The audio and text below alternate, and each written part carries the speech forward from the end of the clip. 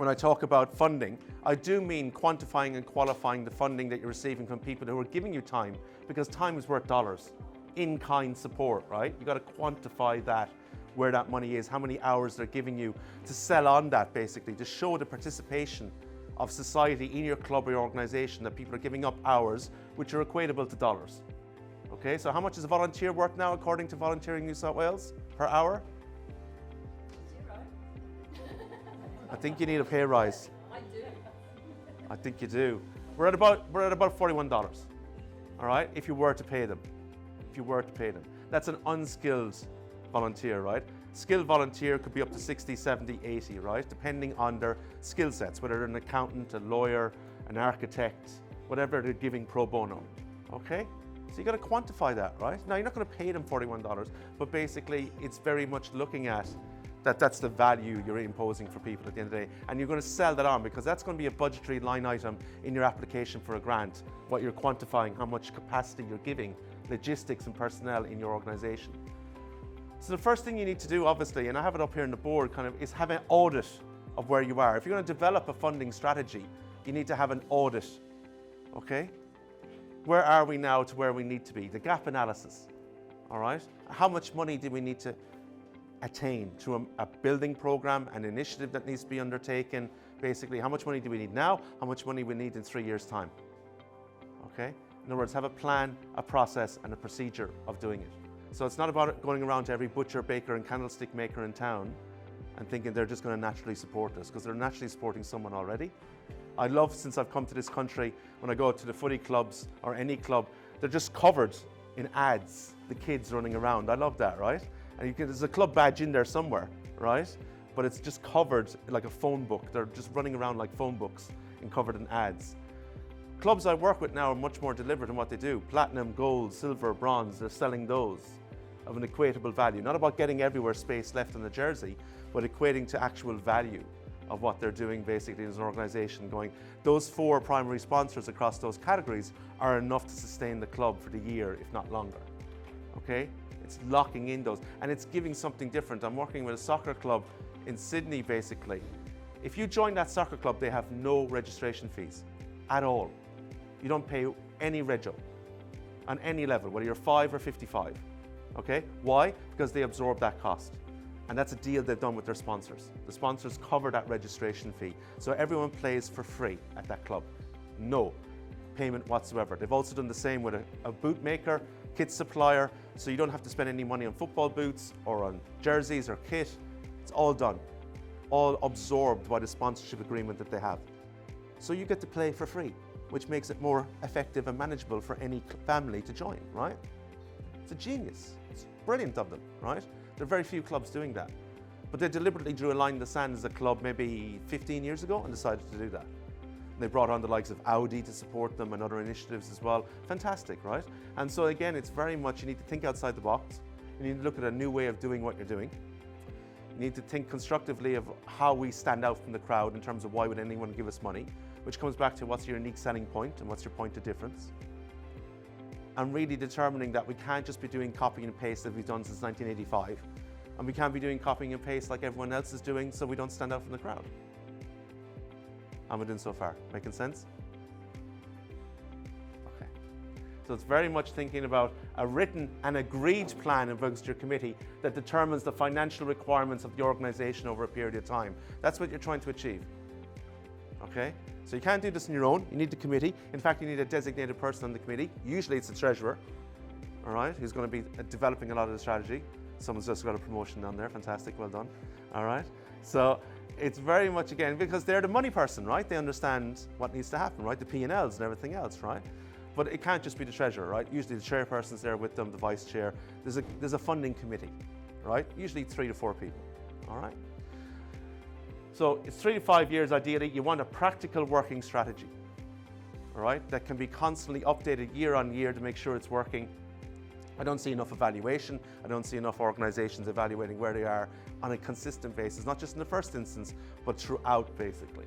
Demonstrate to funders your ability to raise capital. If you can present to anyone that's a potential sponsor, let alone funder, here's our funding strategy, here's our platinum, gold, silver, bronze, here's our rates card, that's going to reek of professionalism. All right? They're going to be suitably impressed So you need to think about having something as a pitch pack, not only as a functional document for you as an organization in terms of how we're constructing our own financials, but how we're actually flipping that and selling that back then to people that actually contribute funding to us at the end of the day. Okay, so it can have dual purpose, all right? Good governance and best practice, that's what we're trying to achieve here. I need to see that you have a document that legitimizes yourself. If government come calling and they're going to give you funding, they're going to ask for a copy of your business plan, your strategic plan, your project plan, your budget. That will be part of your funding strategy. So you're helping yourself in that regard, okay? Continuity approach and forward thinking, that's what you want to be achieving as an organization, right? So at the moment, we have about 66,000 listed charities and not-for-profits in Australia. We have over 700,000 community organizations, all asking for money. So what are we mandating here? What are we advocating at least? Collaboration. There's not enough money to go around for all of you. That's a simple fact, all right? So it's a competitive process. So to ostracize that, or to make it a little bit easier, you need to start aligning yourself. Netball club with cricket club with AFL club, etc., etc. One school with another school, one community group with another community group, one country women's association with another country women's association. Don't be going against each other, be going collaboratively, okay? It's much better bang for my buck if I'm funding you as well. The dollar goes further. Wider demographic, wider geographic. So don't just think your own LGA, think the next LGA, think back to Blacktown, think out to Penrith, think up to the Blue Mountains, whatever has attraction in terms of the funding. Prioritising and wasting time. Are you actually always pursuing funding options that never give you a return on investment? And why are you still doing it? Why are you still pursuing them? You need to go, no go. What's working, what's not working for your organisation at the end of the day. And then drop them and rejuvenate them maybe a year or two later and come back to them and see if they're still working or can work, at least in the very least, all right? So you need to look at your BTS or bits. I'll put in an extra I for you, right? So bits. Bits is you need to look at your funding from business community, your local business community, the sponsorship you're receiving, whether it be business or private individual, and donations, again, whether it be business or private individuals. If it's individuals, you can ascertain funding through membership, obviously, donations, events, and legacies, which is bequests, all right? Wills, okay? Trusts and foundations, obviously, which is the private philanthropy, and statutory, which are government, local, state, and federal. They are where the money is, okay? How are we doing on all of those? Could do better? Yeah. All right, so there are your categories of where the money is. Fastest growing one, basically, and I said this at the grants workshop, grants is huge, obviously. So when I say government, I say grants, okay? Grants is massive in that regard. Grants is the biggest, but followed by bequests. And everyone's always surprised every time I say that, bequests, wills. Huge amounts of money. 48% of Australians don't make a will. It's a huge target market, okay?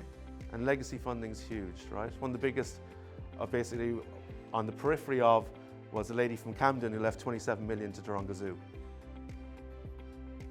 Giraffes are doing okay, thanks for asking, all right? So it's very much, again, you need to be thinking about, the money's out there, it has to go somewhere, it might as well be you. But what makes you stand out from the crowd at the end of the day? Again, what's attractive to them? So that is, how do you make yourself attractive as a funding body, as an organisation? How do you stand out from the crowd? You need to have a consistent narrative. You need to have a consistent story. You need to have a profile. How many people here have got a website and social media? How many people update it at least once a week? Yeah, that's where it usually falls down, right? So at least once a month, right? If you can give me 12 posts a year, we're doing okay. But ideally, you're trying to be current, topical, and relevant. So you're trying to be there once a week if you can. All right? Because you need to build up a following, right? You need to build up a donor base. And then you need to look at hot, tepid, cold, in terms of where they are within that remit as well. Where do they fit? Why pursue the cold option if they have no interest in giving you money whatsoever? Okay? You need to look at who's a vested interest in coming in. So we just come back from the Gold Coast a couple of weeks ago where I was looking at Gold Coast is getting, up to maybe a couple of thousand people moving to the Gold Coast per week. Per week. All right?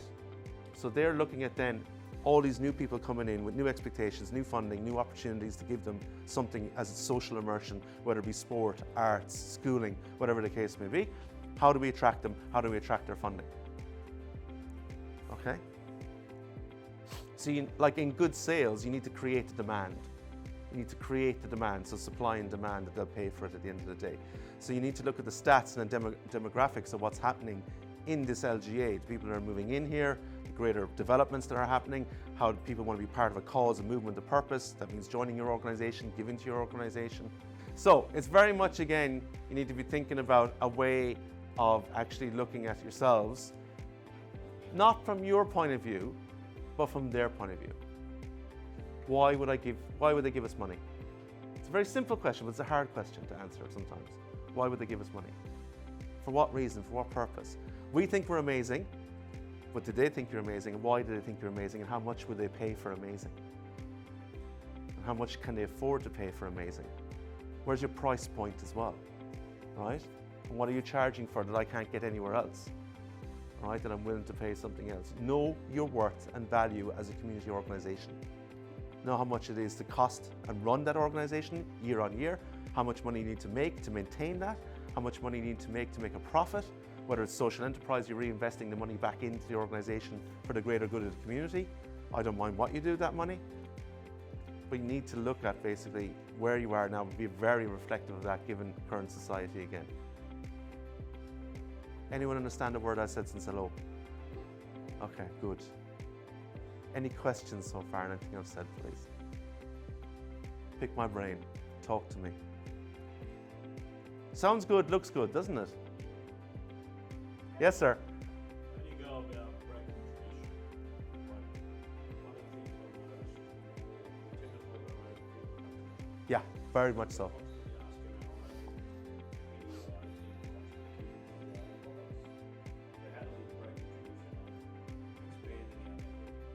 You need to show them the alternative, which is show them a case study of an equivalent organization of similar size and nature and the success they've had in the last 18 months to 2 years post-COVID. People will only accept new if they see a benchmark equivocal. Then they have something to relate to in terms of mindset. Rather than perspective, they see tangible. So you need to show them a case study. You need to show them an equivalent organization to you that has gone from here to here. Right? So post-COVID, a lot of the NGO sector was an epiphany moment for them. That the best thing for them was COVID. It was a wake-up call. We can't keep doing it the way we're doing since 1955. It just doesn't work anymore. So they had people leave, processes leave, mindset leave, IP leave, and they had to rejuvenate and rehabilitate. So, but talking to their general managers, talking to their managers, they went, that's the best thing's ever happened to us. Clean slate, start afresh, new mindset, new way of doing it, new people, new impetus. It's always your problem, by the way. That's never going away. That's called politics and personalities. Yeah, so the board is still the same people that are doing it. That's not good. Yeah, it's not good. So it's terms of reference. That comes back to your governance. It needs to be there that, you know, how long your boards sit. Most boards I work with now, 2 to 3 years. That's it, they're done. Exactly. Of course it is. Exactly. Yeah, so to answer that question, don't put them on the board. Then you're stuck with C board, but then I'd rather have the right people on the board than the wrong people on the board. So that means you have a problem with recruitment rather than actually retention.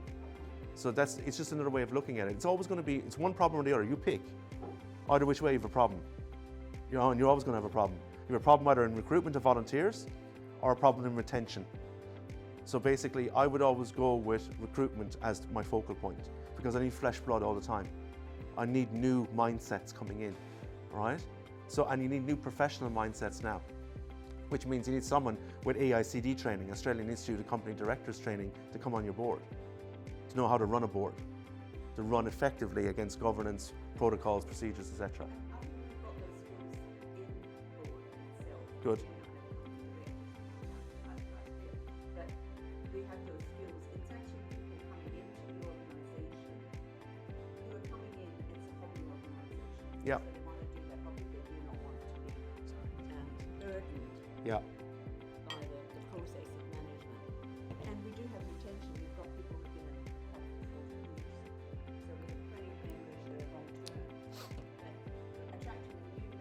Yeah. And it's a retired organisation. Okay. Okay, sell it to me. Sell it to me. In 20 words or less, why should I join the board? Well, you get a great deal of satisfaction about keeping this organisation going. It's been going for 40 years. What's the organisation? And Whelan Club. Okay. We provide a service for anyone who's interested in wood club. Primarily it is retired people because of the hours of club Sure. Other people might be able to get earlier, but at the moment it's primarily out of business hours. Yep. Business hours. Yeah. There's a great deal of satisfaction in what the members create actually in the wood and then be able to sell it and do that sell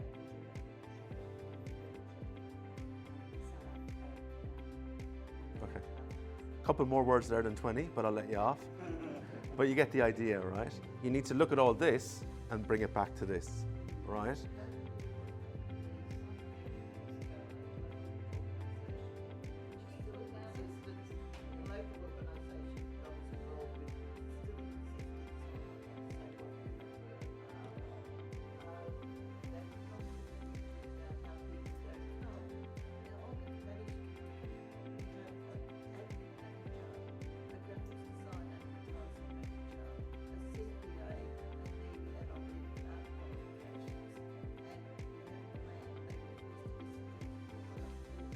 Yeah, which is politics and personalities, right? But it comes back to this. You always go with the professional cohort, right? Because you need that mindset. Okay, I'll let you be the exception to the rule for today then, all right? But that's because of an organizational culture, which is something else you need to look at as well, all right? Which comes back to me again, whether you're attracting a volunteer or a board member, what's enticing for them to come on board, right? So you're right, but let those people who just want to be general members be general members. They don't have any aspirations at all to be on the board, so they shouldn't be on the board, right? Unless they see an inclination that it is and you satisfy that for them. I recognize the question, I'll come to it in a second. So keep the mainstay. Now pivot and focus on board retention and recruitment moving forward in the next 12 months. How do you get those skill sets on the board? Marketing, legal, financial, leadership, all right? They're the quintessentials you need. It's about getting those people now. And it's also about, if it comes back to a default mechanism where you have to retain the same people who've been there for 17 and a half years already, how do you incite them? How do you revolutionize them? And how do you basically excite them to stay on and basically commit rather than being, because the worst thing you want is an apathetic board, all right? I'm also in a Rotary, and we have a very simple problem with Rotary, is they're trying to get people Yeah. really participating in the management of the club. So, for all the, yeah, it's correct, right? Sim Rotary, we could name any organization in fact, right? So you need to look at a younger cohort. Why? The younger cohort want this for their LinkedIn and CV profile. No, it's true. They do. They want it for a job prospect, right? So I'm on a board at the moment basically where the youngest board member is 27. And she's only there because it looks good in her CV, right? And she's a lawyer. And she's blatantly told us that. I'm a CPA, but I have to tell you, being a board member of a voluntary organisation, Okay, I'll break it to her gently then, all right? But yeah, but you're increasing it. Okay, but you get my point, right? I do get your point. I do get your point that you need, say, people with business experience in order to run an organisation. To run a business.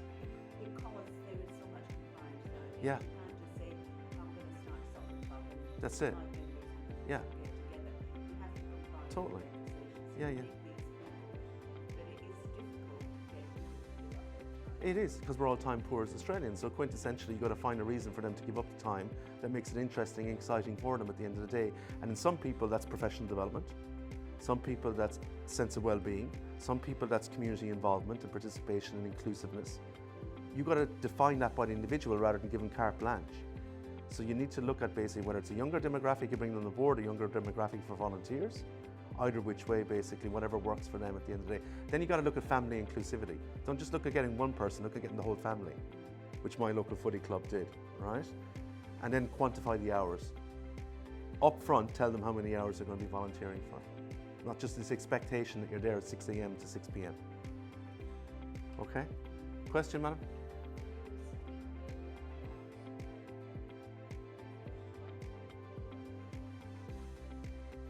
Yeah. So you need an accountant, a lawyer, someone from marketing and media, a leader.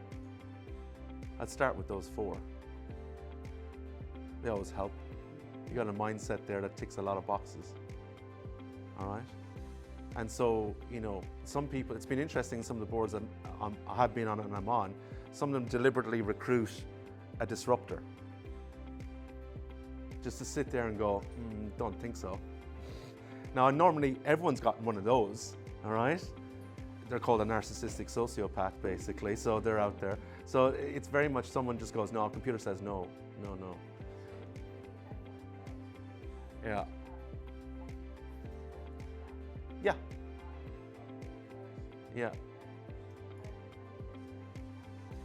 Natural causes. What I mean by natural causes is basically you got to ride that one out. All right? Unless there's a clause, and this is where it goes back to governance and protocols and procedures in terms of office, in terms of reference. Because that will allow you then to have an exit strategy for a person that's disruptive or not adding value, that their term of office means they're gone after 2 years anyway. They have to reapply to be re-elected. And they may not get elected. Oh, what a shock. All right? So it's very much, again, you need to look at covering your derriere here and very much securing yourself in terms of tenure and roles and looking at who's the right people to have on board. Disruptors, I mean in the positive sense. You need someone who's constructive criticism, who basically just goes, you know, can we look at this another way? Can we objectively look at this? Have we thought about plan B here? You know what I mean? You need someone asking those questions on the board, right? And it's very much, and then you need someone who's a really good ringmaster, as I said, quintessential leader, who can drive the narrative, drive it and corral everyone in.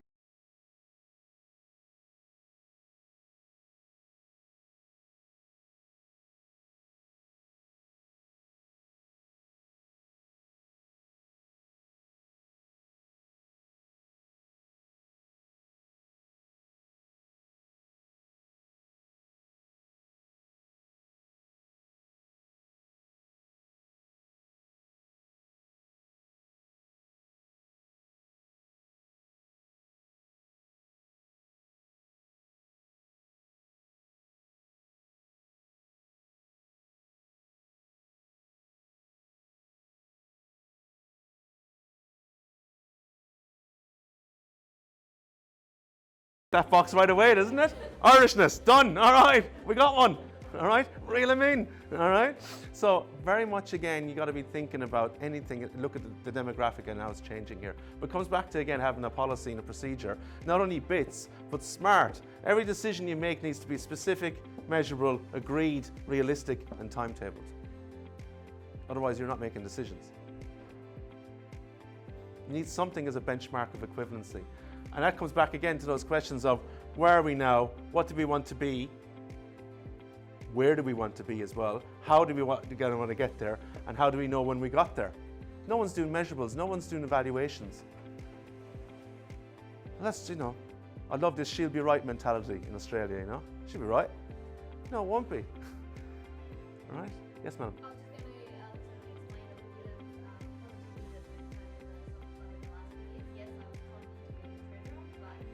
Con's a strong word, isn't it?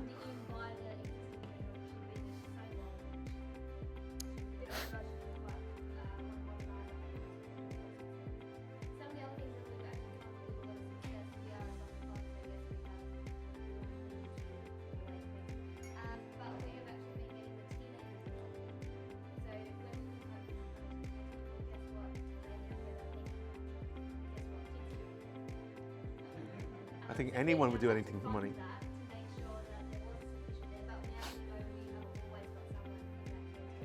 Yep. Yeah, yeah, of course. Yeah, yeah. That's right. Yeah, well done. And sell that success story, by the way.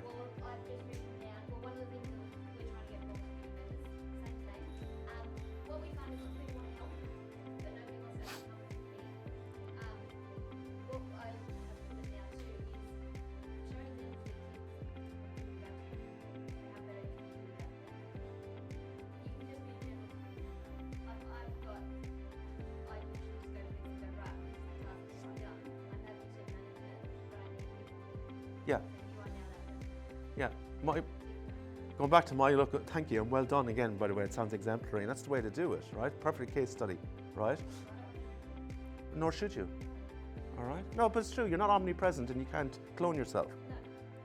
So it's practical to look at. My local footy club looked at our volunteer base and our volunteers' hours, which were diminishing radically. Again, the expectation was you were there at 6 p.m. to put up the goalposts, 6 p.m. to take down the goalposts.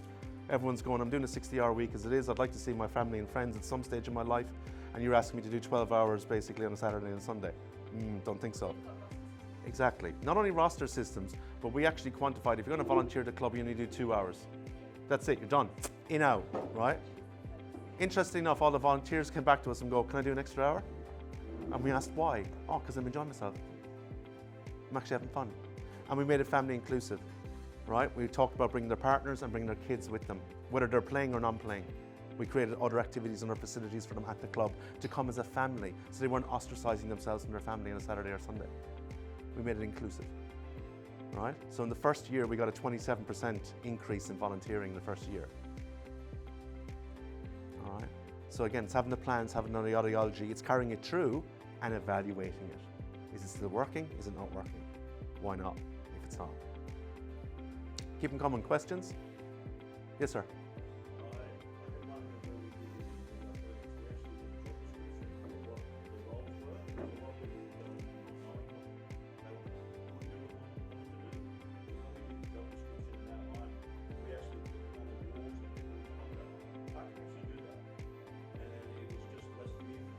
That's right. That's right. It is, because you're explaining and you're educating, rather than and demystifying what it is to be a PRO or what it is to be a chairperson. You go, no, I have a lot of those skill sets, I can do that. So that's what you need to be doing. Yes, madam, you had a question as well?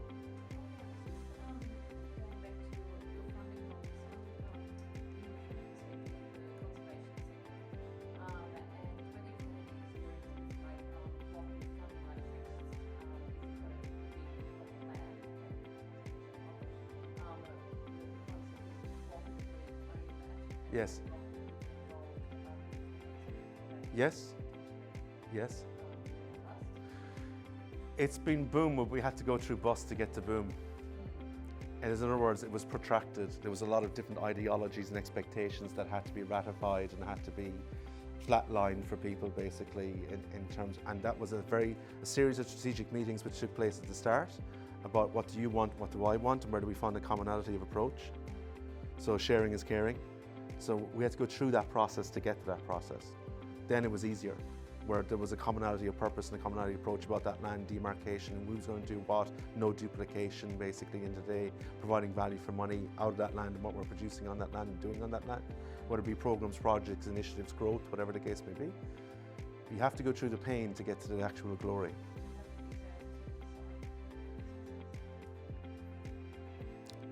I'd have to think, there's one, yeah, not in this state. No, it's not about confidentiality, it's just applicability. If I can think about it, I'll share it, okay? There's one that comes to mind in South Australia that I've worked on, another one in Tasmania. Nothing in this state to mind at the moment, basically. Yeah, but it has been done. But it's been, in dealing with those two respective organisations, there were peak bodies managing other bodies basically within that amalgamate or conglomerate that existed on site. One was doing a couple of thousand acres, one was doing about 100 acres. Either which way, it was again politics and personalities had to be ironed out basically, yeah.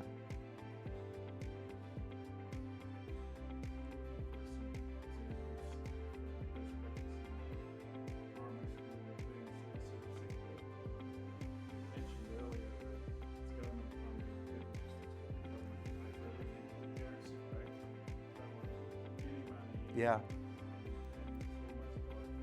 Yeah.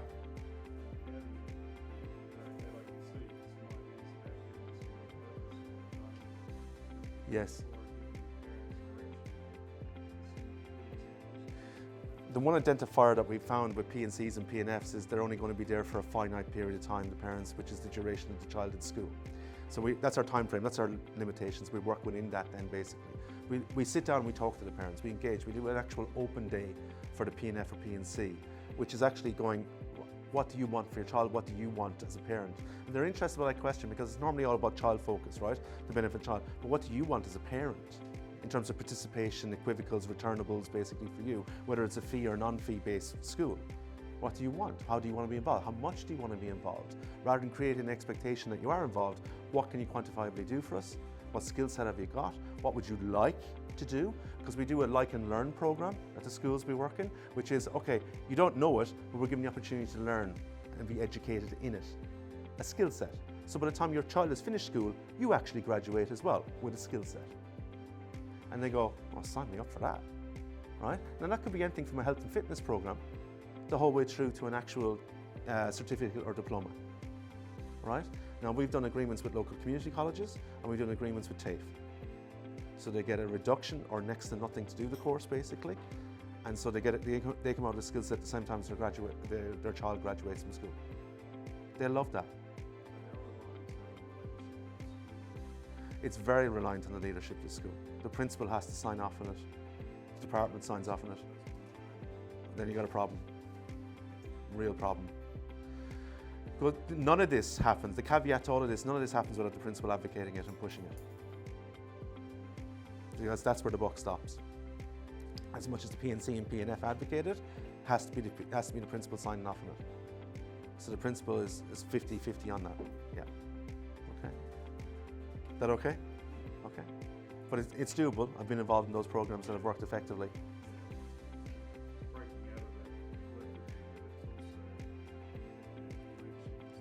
It's always.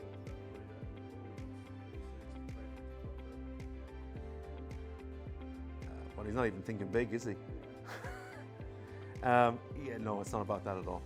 It's not about that at all. That's too narrow-minded, basically. You know, P&Cs and P&Fs are a very valuable addition to any community and school. And I say community first because what they do, the school is a community fulcrum, right? It's not just a school. It doesn't just shut at 3 o'clock and we're done. It acts as a lot of utensil for other aspects of it. It's selling all of that. Now, I'm not going to, you know, ostracize or demean any principal. Principals are taught in the way the Department of Education has taught them. So they're thinking in that way rather than that way. So we need to pivot that for them, which is showing them the alternative and showing them another approach to it. So we can't chastise them when they've been taught one way to do it and only one way to do it. We just need to teach them another way and show them another way to do it. Now, ironically, I don't have that problem in private schools. Yeah. Yeah. Afterthought. Yeah. So I don't get that. I do not get that. If I go into Kings or Knox, they don't think that way, you know?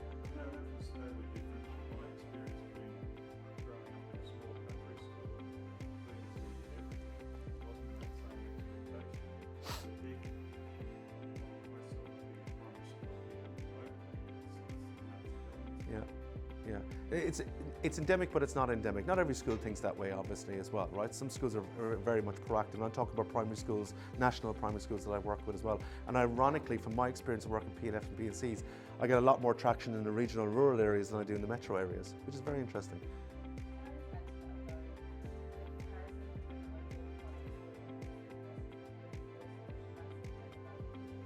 Yeah.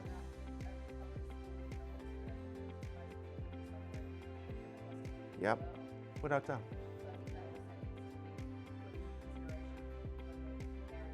Wholly, without doubt. There's a number of things to be put into consideration, not just even just that. But even when we put them in consideration, what's the common denominator that we have to come to, right? And whether that's inactivity of mindset, or ability, or lacking resources. So we come to those commonalities of purpose and commonalities of problems, we still have to solve them. So whether it be King's or whether it be the public school here, there's a lot of the same problems. It's just different degrees. Yes, I do agree. Different degree, without doubt there's different degrees. But you know what the difference between Kings and here? Kings have a proactive mindset about it, because they have to. All right? Now and I think just schools need to think the same way basically as well at the end of the day. I get ostracized by a lot of principals when I go in and say, your school is a business. We're not a business. Well, you are, you're in the business of education. So you're a business, right? And so it's changing the mindset around that, right, at the end of the day. You're fantastic educators, brilliant, love you. You're great teachers, you're amazing, but you're not good business people, nor should I expect you to be good business people. So I need to resource you to be a good business person at the end of the day. It's the same for all of you. You're all volunteers or you have certain skill sets. You're not all and one. That's why you have a committee. That's why you're working together, basically, because you're bringing different ideologies and mindsets together, because you're not learned in everything. Just being realistic around that. That all makes sense? Everyone got a picture of that? Cool. Correct. What it is. Completely agree. Yeah. Yeah, it's not. Yeah. Yeah. Yeah. That's right.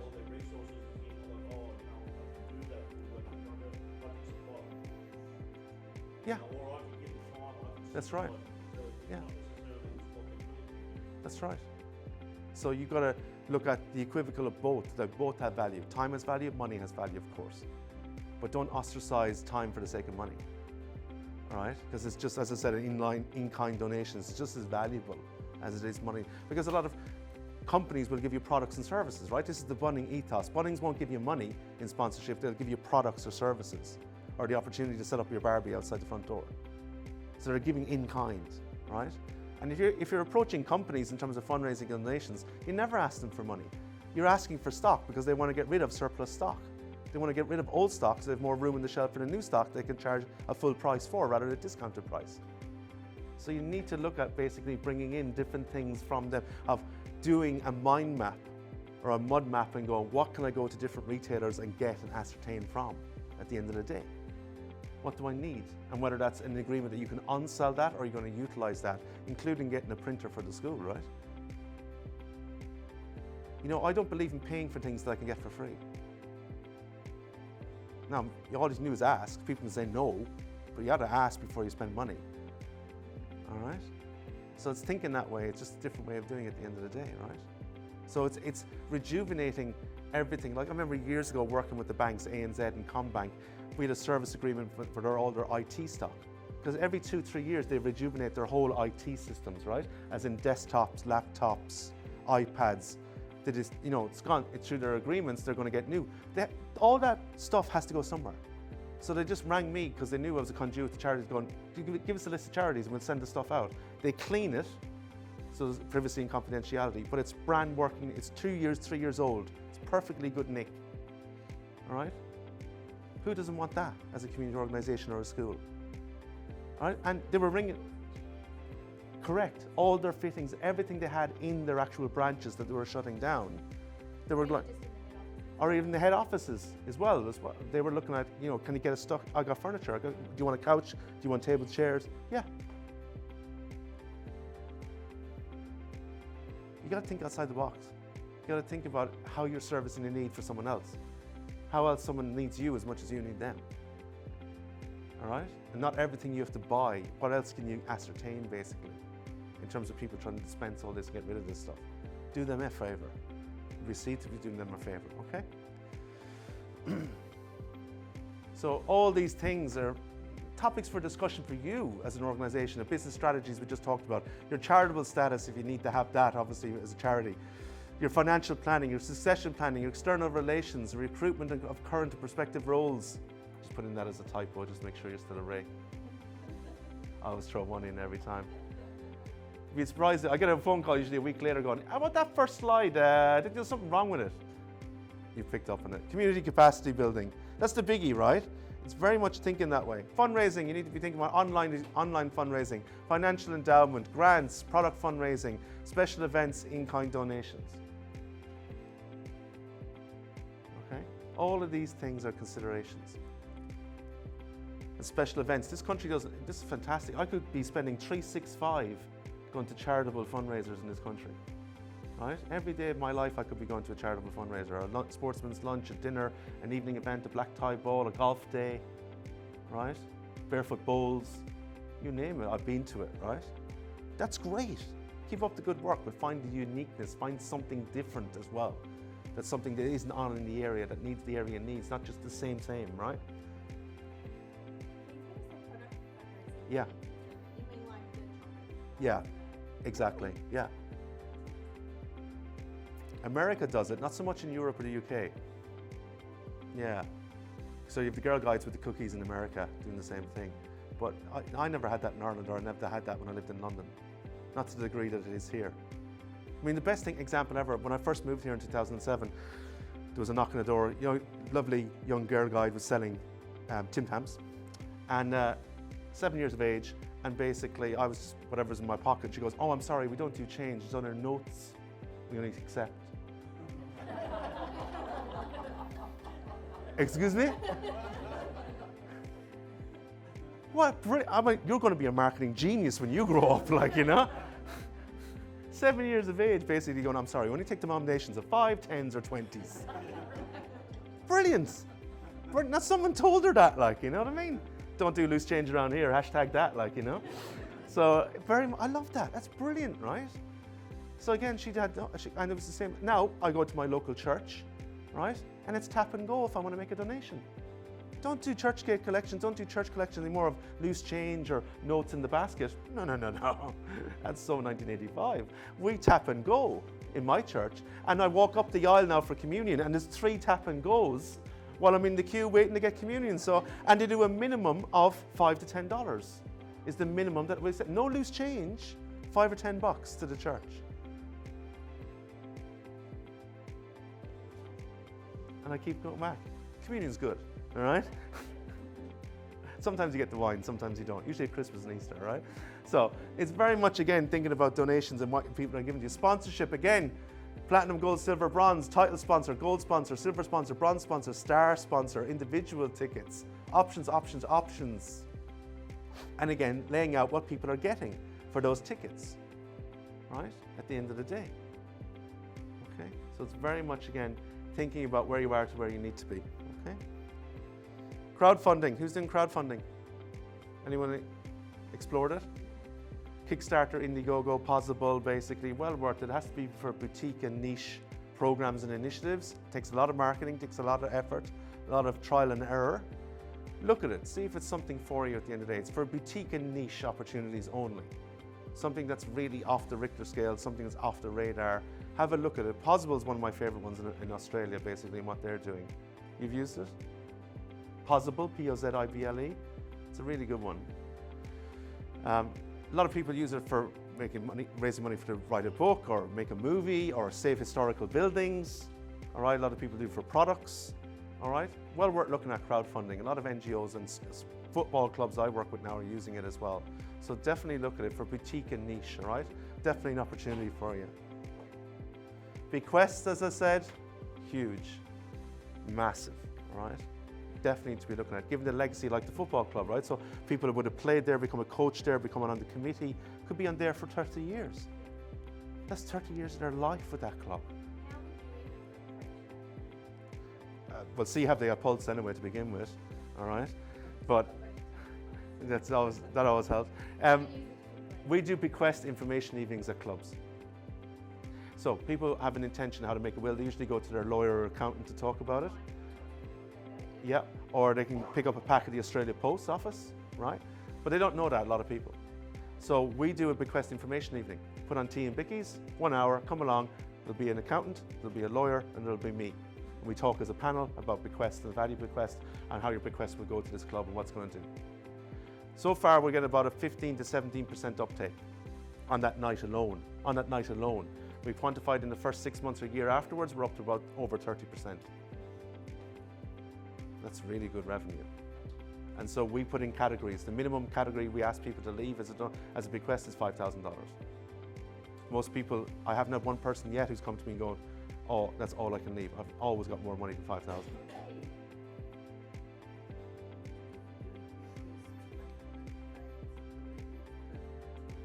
Yeah, exactly. So, yeah. It depends on what they want in terms of equivocal status, their name on the honorary board, what they want named after them. Some people want their names on benches, basically, things like that, right? Some people want no public acknowledgement whatsoever, all right? They're doing it for altruistic values. So it's very much, again, you need to be thinking about knowing your donor, investigating what their interest is, having conversations with them, being open to what they're interested in, rather than restrictive practice, and thinking about where the opportunity lies for both of you at the end of the day. Right? There's huge money out there at the end of the day. I mean, it's massive. Like, give you an example. RSPCA here have quantified, this was a number of years ago, 70% of their income stream came from bequests for cats and dogs. 70%. Average bequest they were getting at the time, about 10 years ago, $48,000.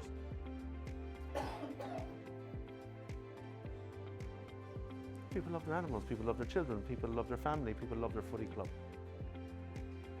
Right? But it is, right? The cat or dog member of the family, right? So it's the same with the footy club. We're doing exceedingly well. Some people want to be remembered, some people just want to do the right thing and leave money behind this for the future sustainability of that club, given they've spent 30 years with that club themselves. Okay? Well worth investigating. All right. But that's your first template. Who are you? What do you do? Where do you do it? When do you do it? Why do you do it? And how much money do you want for it?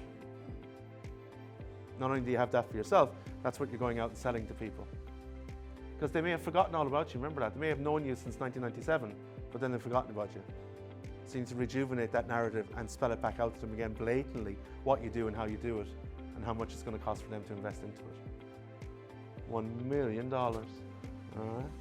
So it's very much, again, thinking about your value in the community and never deviate from that value at the end. So you need to look at measuring your social capital, your social contribution to society, what that dollar is worth for you, how much you're contributing to society as a school, as a football club, as an NGO, as a charity, as a community organisation. Okay? A little bit more about what is the dollar value of your contribution to society? So a lot of the charities, okay, millions, great, all right, good. But give me the figure. So a lot of the charities I work with will say their social capital value is the determinable figure of their financial contribution to society, a measurable impact on society for the services, the programs, the initiatives they produce, distribute and implement. It's either saving money or making money.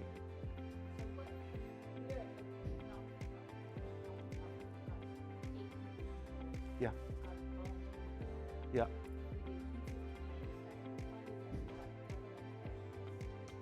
Yeah. Yeah.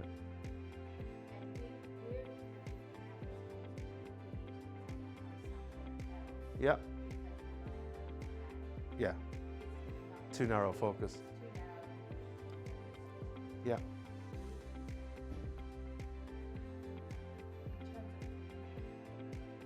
That's right. You need to quantify and qualify your impact, which I need to see stats and facts. I need to see measurables of what you've done, when you've done it, how you've done it, for whom, and how often you've done it.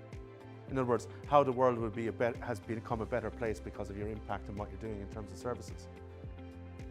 And if you weren't here, the detrimental cost of that to society. Qualitative and quantitative data. Back to millions. Yeah, I know, everyone gives me the millions. I know, but I'm more dealing in exact figures. All right? And it may be millions, great. If it is, fantastic. Show it to me. Because government's interested in how much money you're saving them and how much money it costs. And that's the way you sell to government in terms of a grant, is that if you give me the grant now, it's better because it's going to cost more to do this program in 3 years' time than it is now. So it's better for me to get the grant now than it is in 3 years' time, because it's going to cost you more then. Okay. Anyone else, any questions, comments? Yes, madam? My question is about demand applications. Yes. Probably about to do so. I think that's the reason I was but my question is,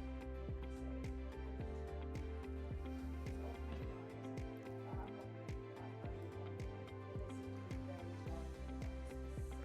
Yeah. Yeah. Yeah.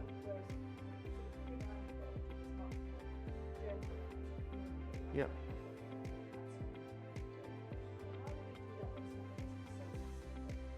You don't. You can't. You shouldn't apply. It needs to be on a best fit basis. So and that's it's called a statement of need or a go, no go, that they do in tender writing as well. A statement of need, which is basically, you can find a template for this on the web. Statement of need is coming to a common determination or assertion. We're not best fit. It's basically going through a number of equivocals going, we're not meeting or matching any of these. Go, no go is an equivalent. Basically, by what they're wanting to achieve vis-a-vis what we have, there's either a correlation or there's no synchronicity at all. If there's no synchronicity, why waste time and effort on a grant we're never going to get?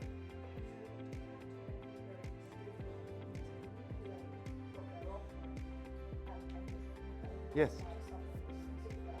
You do, or you just don't. Yes, exactly. So you either have to compromise to a degree and find commonality of purpose, or you step away and look at a more targeted grant that's best fit for the organisation at the end of the day. How can I find a grant that I've got a criteria for what we need? How do I find a grant that fits that criteria? Yeah, and I'm saying necessarily you mightn't find a grant that fits that criteria. So you can't hold out for it forevermore.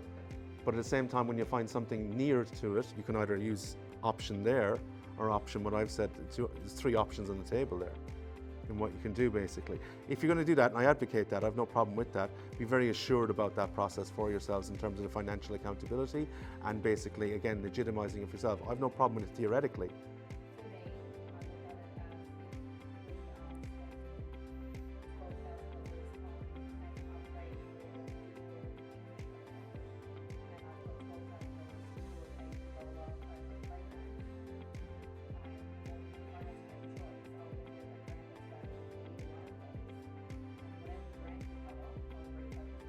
Yeah, exactly. Yeah. And that's shrewd thinking. I don't mind that at all. That's great, right? But it's been very deliberate still in her approach about what she's doing, rather than just going no. She's finding a yes out of a no, because she's reappropriating this. But that comes back to good ideology in terms of financial best practice and good financial planning, and astute nature of having that mindset, which is substantiated by a congruent mindset amongst the committee, but also an understanding, because you have a policy or procedure that allows that to happen as well. It's written down.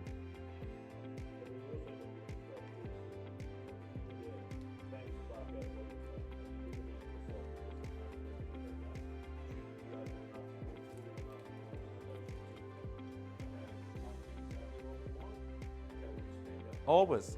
But it's never what you want, it's what the funding body wants. You've got to always. Yeah. To me, I've never met any of the criteria, but I still, okay, well, I'm to me. Yeah, correct. And people.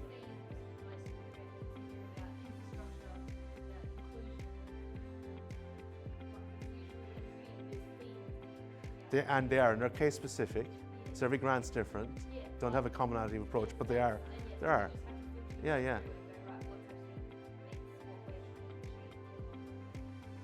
Yeah. Yeah.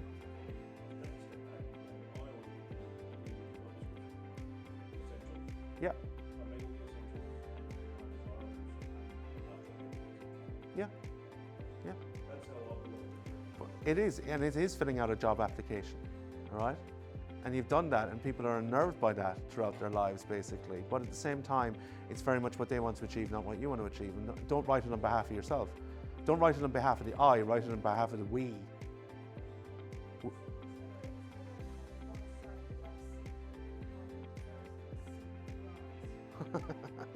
Yes, there is. There's a number of Seek for grants. You want me to call them out to you?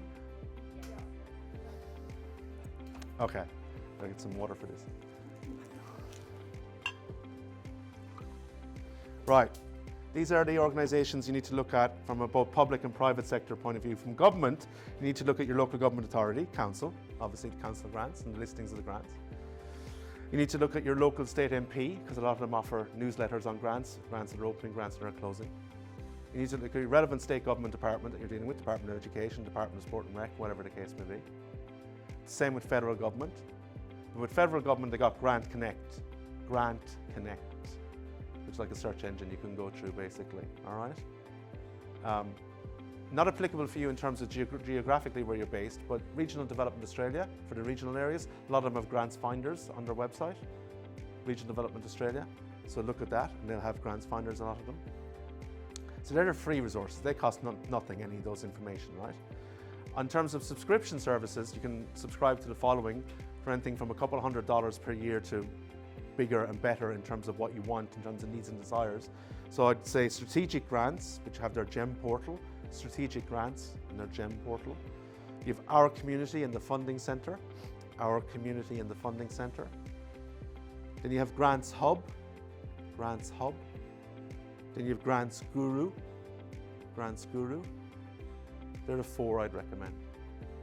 So have a sales pitch, whether it's for grants or whether it's for any indicative that you do as an organization, get out there and sell. Quantify what you have to sell. Make sure it's current, relevant, and topical. Make sure there's a demand and supply for it. So give them something that they want. As I said, be proactive rather than reactive as an organization. Current, relevant, and topical, and have a business plan. The subscribed grant finder Yeah. sites, is there any grants that usually give out Yes. Predominantly the philanthropic, the trusts and foundations. Yeah, they would be targeted ones you need to look at specifically for the subscription models. And given that they're rising about 5% per annum in terms of more philanthropic funding coming to the marketplace, it's very much optimum to be looking at that. Yeah, now that eligibility comes back to the following. You need to be incorporated as an organisation. You need to be a listed charity or not-for-profit with the ACNC, Australian Charities and Not-for-Profit Commission, and you need to have DGR status, deductible gift recipient status, particularly DGR 1, which is ascertainable from the ATO.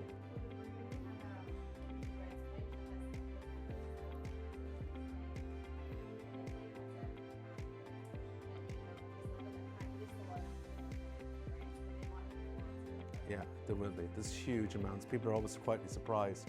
You think of the amount of private trusts and foundations that are managed by equity trustees and perpetual.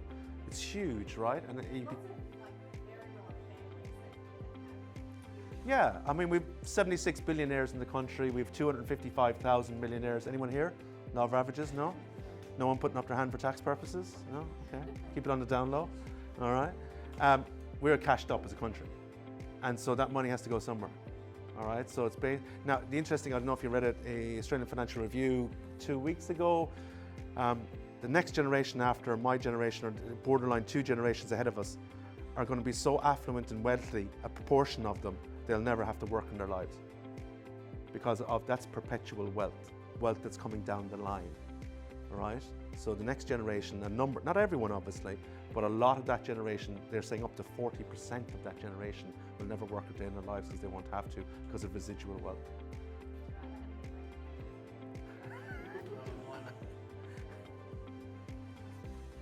And that's getting bigger. Yeah. 76, I believe. Why, do you know one? Oh, just 76. If there's 76,000, I wouldn't even be here today, like, you know? No. How many millionaires did I say? I'll let you do some homework. Go away and have a look at the research. Good. Where you need to look at as well for yourselves, Fundraising Institute of Australia, FIA, really good website, really good idea of what fundraising is in Australia, what it should be, right? And Philanthropy Australia as well, worth having a look at as well as a website. So, but have a business plan. That includes your market research, your business model, your marketing strategy, your long-term goals, your team building, your development strategy, your trend analysis, and personal resources. Next committee meeting is going to be interesting, isn't it? So this Irish guy told us we have to do this. Who? Business continuity planning. So you have prevention, about risk management. Every time I mention those 2 words to community organisations, they go, if only we had that. I think you need it, it's integral. Risk management, all right? It's inevitable. Preparedness, business impact analysis, response, incident response plan, and recovery, how you recover basically as we have, whether it be recent floods or COVID or anything like that. Forward thinking, progressive, yes? There's a number of consultancy organisations that are out there that work with the NGO organisation. First and foremost, though, talk to your social planners within council to a number of degree, and council resources that are there, including the likes of the lovely lady that's here.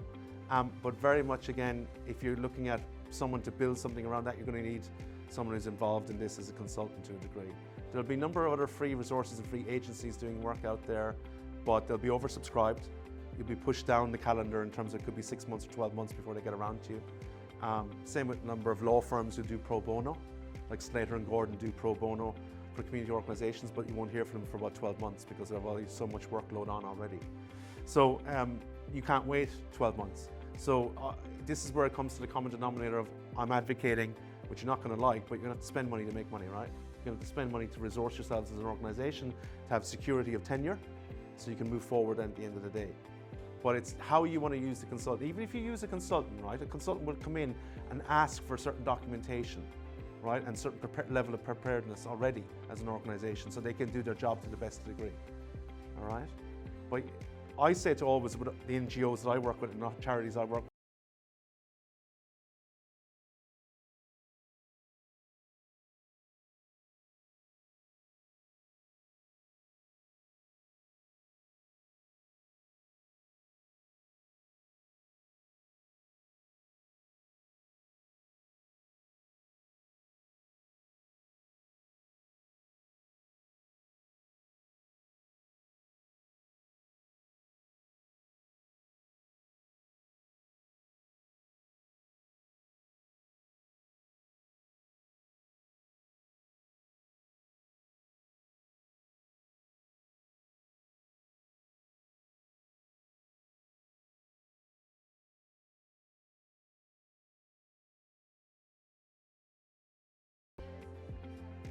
yeah, that's right.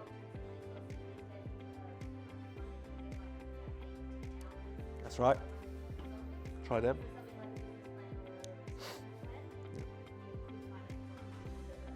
Yeah. Yeah. Go for that. Okay. But they're not going to get you. Yeah, they're not going to do everything for you. So be cognizant of that. Exactly, right? You need the mindset. Yeah. Be cognizant of that. It's not a get out of jail card, okay, that you can pay. All right?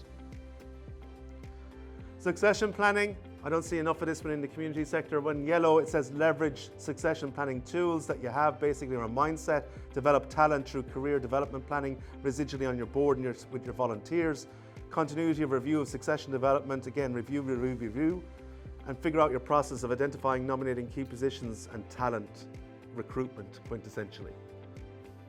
You need an ideology, you need a mindset, you need a plan.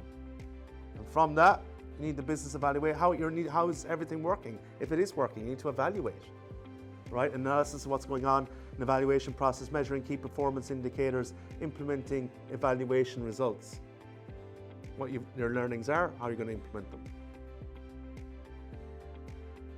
It's got a lot more professional very, very fast, isn't it?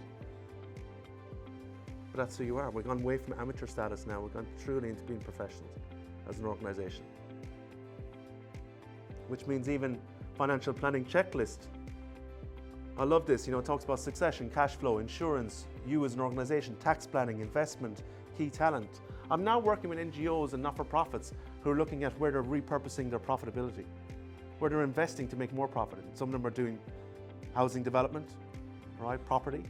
Some of them are doing stocks and shares, all right. Again, you got to think about the equity. You got to think about the equity funding that's coming in. So you got to have all these considerations as an organization. And right the way through as well, financial strategies, your maturity approach, your conservative approach, or an aggressive approach as an organization to how you're financing your organization. What you're willing to put up against, what you're willing to resource, what you're willing to do. Are you conservative in nature, so you want to do a baby step approach to this in the first instance, or you're going to go all guns blazing in terms of aggressive? Because you've got the mindset, the capabilities, and the financial resources to do it at the end of the day. That's a decision for your organization. It's case by case again. Okay. Questions, comments, clarification? Talk to me. Because you need to manage all your strategic assets. You need to think about who are your strategic assets and how you are managing them. That's people, processes, your asset knowledge, which is unique to you, your risk and review processes, your funding, and your continuity of improvement. I've started speaking Irish now, haven't I? All right, so you need to be thinking about these. This is who you are now. This is looking in a mirror, whether you like it or not. This is the expectation of government. The more consummate and professional you are, we're going to get on famously. If you're lacking, don't call us, we'll call you. Is that a shock and awe? Too much for people?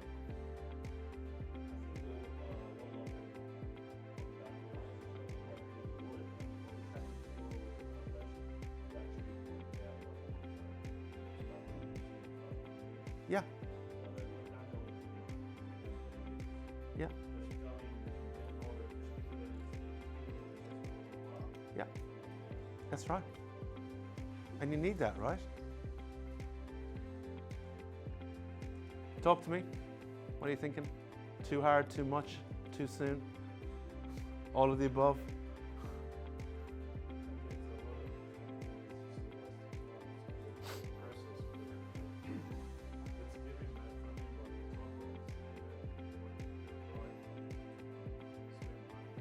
Of course. I want probity, I want transparency, I want authenticity, I want ethics. That gives me a surety of all of those things. A plan, a process, procedure, a mindset, an understanding of how, if you're going to play the game, you know the rules of the game. Without that, yes, you're going to be on the periphery. And remember, choice is in their discretion, right? They can fund whoever they want at the end of the day. Same with government, same with private sector. How do you stand out from the crowd? So it's being cognizant that you're going to legitimize yourself by having these things. Legitimize yourself. And you're right, it's people think this is an afterthought, or it's too much and put it on the back burner, or it's too hard, we're going to leave it till 2027. I'm here to adamantly and deliberately say to you, you can't afford to wait anymore. You're going to get left behind. You're going to get left behind. Correct. Completely. It used to be an issue with grants that they'd ask you for they'd give you discretion whereby if you came in under budget, they'd ask you to reappropriate it for another aspect of the program. Now they're asking for that money back. And they have a right to. It's public sector funding, it's our taxes.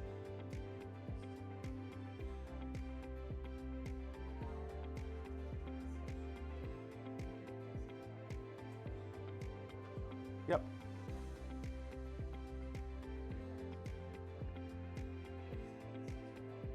Yep.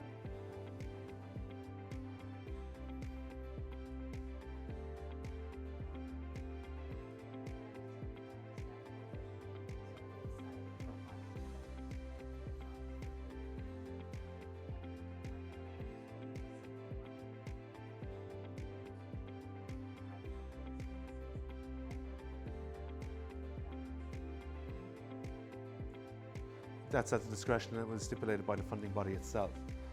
There's no generic answer to that question. It's specific to how they outline the expenditure of their own grant. So I'd refer back to that. They would have decreed that. Right. Right.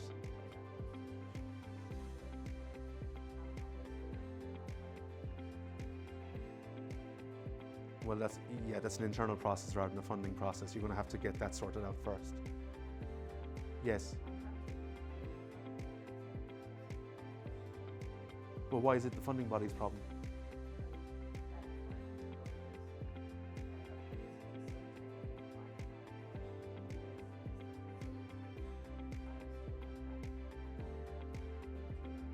I appreciate that, but again, they'll refer back to you. They won't have the answer to that for you because that's your governance and your structure, not the funding bodies. So the problem lies at your doorstep, not theirs. You can inform them of the predicament and dilemma, but they're not there to resolve it for you. So I don't mind you being open and transparent with them. No problem, it can be duly noted, but you still have to solve the problem. Or give them, that's what they'll say. Yeah, but you see, this is what I'm saying, you're highlighting it then. So obviously, that would be the obvious thing for me to say as a funding body, going, oh, if it's such a predicament for you, we'll just take the money back. So it is your problem, and you have to solve it. I'm just trying to be honest with you, you know what I mean, in terms of I have no alternative to give you as a suggestion or an answer. And so a funding body will just simply, from my experience of dealing with them, and a right and appropriate answer is, it's not my problem, sort it out. So you got to sort it out, which means you need to look at your own constitution, your own agreement basically, and get an amendment to that and get it ratified and passed. And that there lies the catch-22. But you hear what I'm saying? I know it's not what you want to hear, but there is no other default I can give you. It's not going to be their problem. And this is what, you see, things like this is that there isn't even an expectation. It's not like casting disparagement on your organisation. It's, from a funding body's point of view, is you would have thought of this ahead of time. You would have thought of this before you even applied to me. That would have vindicated and validated your application. The fact you haven't shines a light on the inadequacy of mindset in your organisation, which is not a good look. So don't ring them.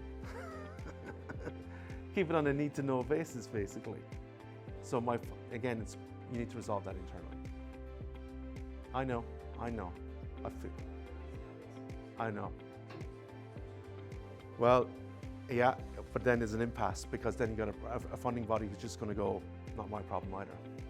Now, if that means the case, you're going to have to be open and transparent, and it may be that they'll take some of the money back.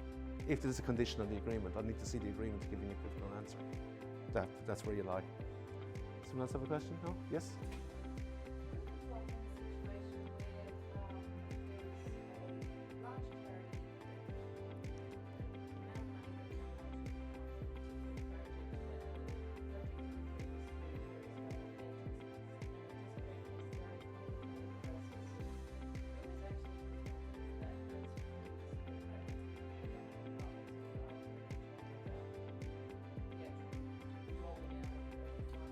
Yeah.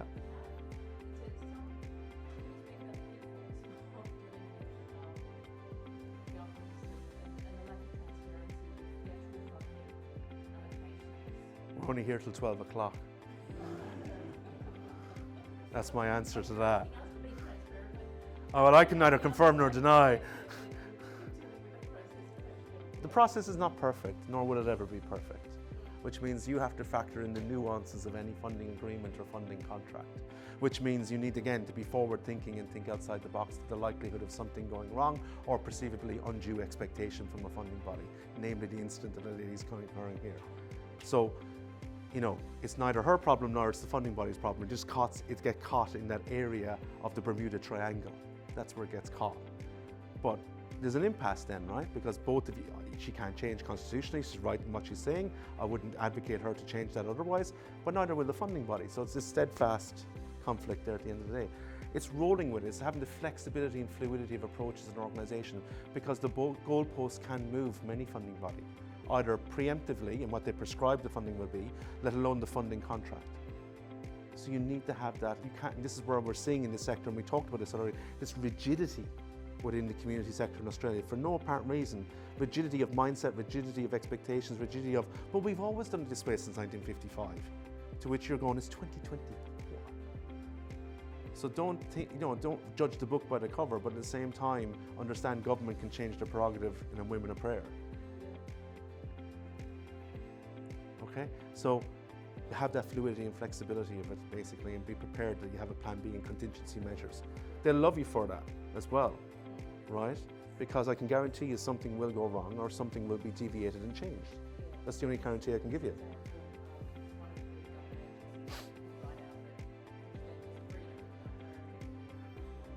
Yeah. Yeah. Yeah. No. I had a government department, I had a state government department meeting with an unnamed government department last week, right before I flew out. And basically, a recommendation was made to those people in the room, to which the response was, the recommendation is noted, we need time to think about it. Okay, how long do you want? Probably 18 months. 18 months to mull it over? Okay, 12. You need 12? Like, we're just looking at each other going, and they would like, that was a realistic response. And you're just going, seriously, that's called the real world out there. So it's basically, now we have to wait 12 months, which what we proposed them will be defunct in terms of mindset in 12 months' time, then we go back and start all over again. That's perfectly legitimate. And that's where the assimilation needs to happen. And that's the compromise, right? And that's the trade-off.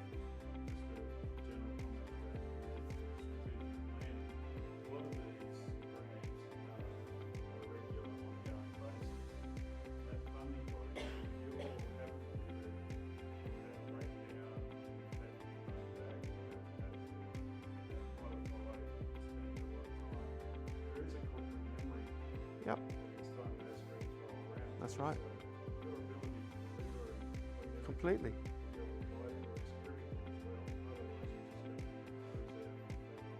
Couldn't agree more. You need to be seen as an identifiable, you need to be trusted, you need to be validated.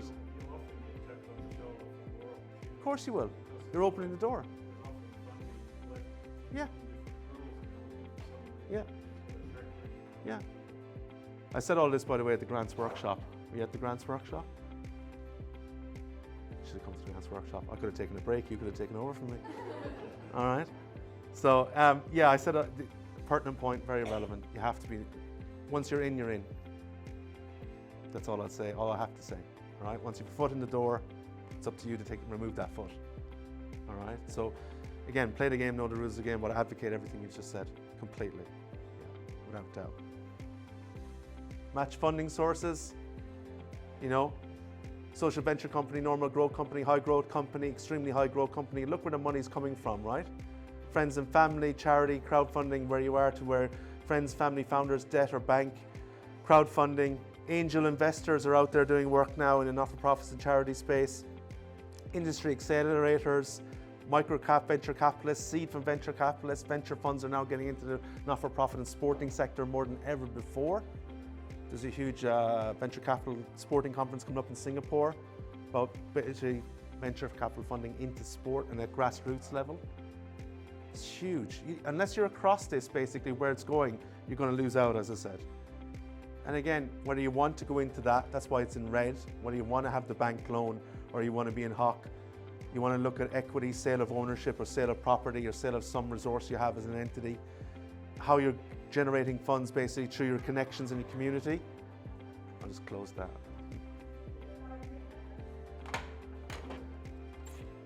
Good to see it's a friendly neighbourhood saving there anyway, right? Everyone having a laugh.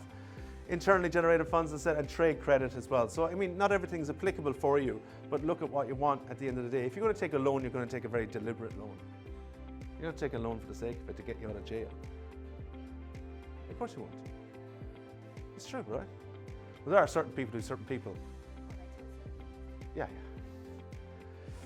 Right? Equity is interesting as well. That's very much again about, you know, are you sharing the love here, bringing other organizations in that they have some component of investment into you, but they also own some of you because of that then at the end of the day.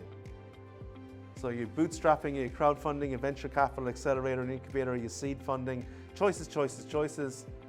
All right, we'll send this out to you basically as part of the synopsis so you can go through it yourself. But I'm not mandating necessarily you have to pick one and stick with one. I'm not mandating you have to do any of these at all. We can bring it back to those common denominators. I'm just suggesting these are now options with community organizations I'm working with, and they're actually looking at this, or looking at the feasibility of this at least for themselves. And how you're asking for the money. How do they perceive you when you're asking for money, as I said at the end of the day? Does it reek of desperation and begging bowl? Or are you actually seen as a quantifiable investment opportunity that they haven't seen before? Okay? I don't need to see what you're doing in terms of the hobby initiative. I need to see your community impact.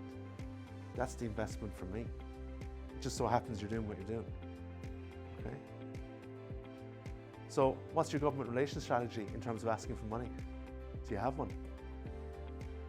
Need one, right? Because they're your new best friends. And what's on the horizon? An election. Happy days. Elections on the horizon, so everyone wants to be a new best friend. All right? So we just need a hard hat, a high vis, and a ribbon to cut. All right? And we're good to go. All right? If they have children there, even better. All right? All right? Good for the photograph. But seriously, you should be utilizing them as a resource. They are a public representative. All right? So they should be brokering, canvassing, helping you in some way. And that's councillors, mayor, state and federal MPs. Okay? Work with them. Okay? Give them an opportunity. They're fantastic. Some of them, a lot of them, I work with a lot of them, they're really, really good. Right? They take on a passion or a project, they want to see it funded. Right? They'll give you an opportunity actually to go into Parliament and do this, right?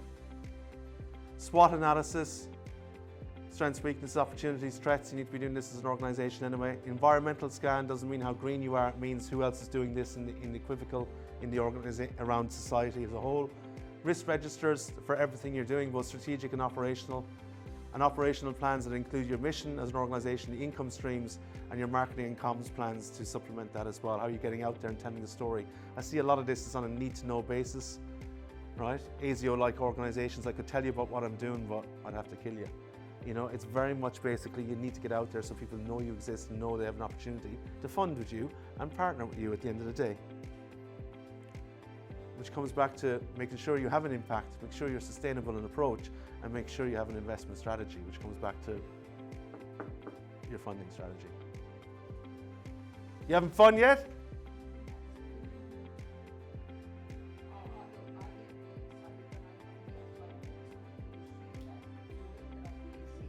Oh, to the community centre.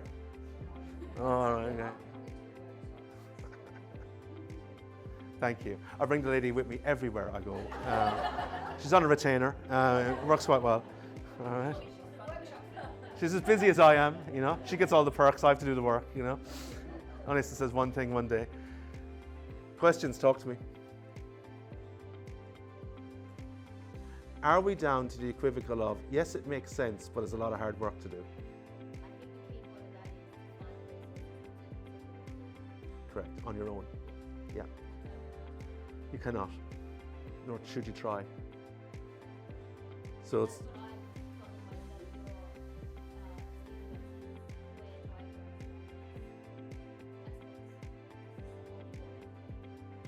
so a lot of people publicly, you know, on their LinkedIn profile say they're open to board or committee opportunities. Basically, there's obviously a number of websites that are out there basically that will advocate and sell positions that are available as well basically, and I mean sell and just profile them basically in terms of board positions or committee positions. I'm saying that to you, not that you're looking for any of those, but it's looking at the caliber of people and what they want and what they expect in terms of roles as well as a return. Well, I've got a bit of, I mean, in our soccer club we've had the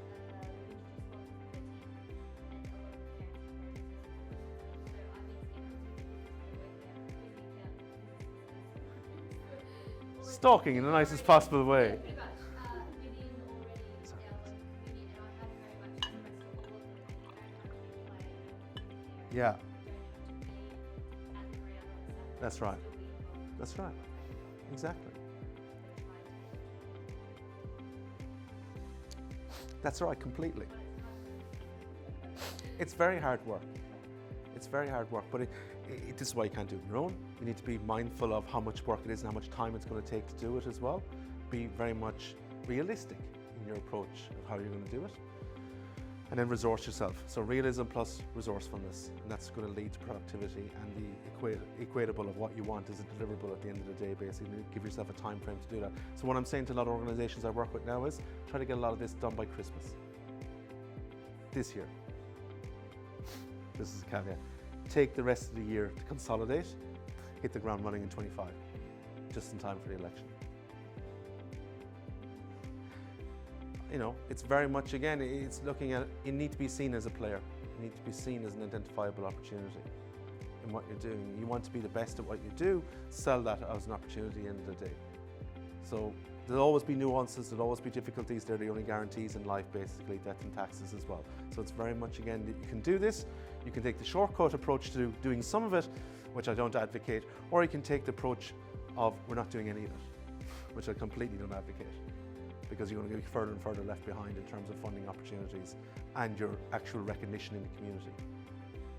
All right?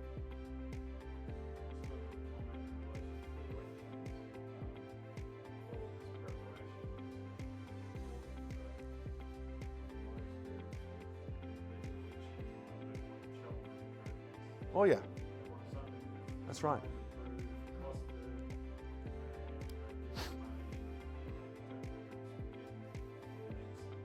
That's right. Couldn't agree more.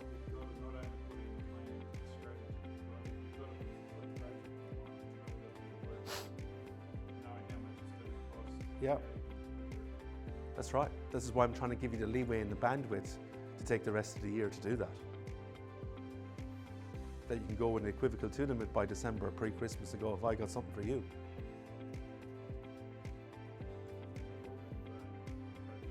Oh yeah. Oh yeah. Totally. All right. So again, know the rules of the game, play the game. Think and talk about your cultural presence, your engagement, basically. I don't mean culture, but organizational culture internally, but also culture of being a CALD organisation, culturally and linguistically diverse, multicultural representation, all of those different things. Trust, that you build trust, and you talk about this in your modus operandi and have it as a mindset within your organization as well, that you build trust in the business community who are going to be your sponsors and donors by enhancing transparency, communication and stewardship of the programs with their involvement. You're offering their staff to be an opportunity for corporate volunteering. You're an opportunity for them to participate in the programs outside of just being a sponsor in the name.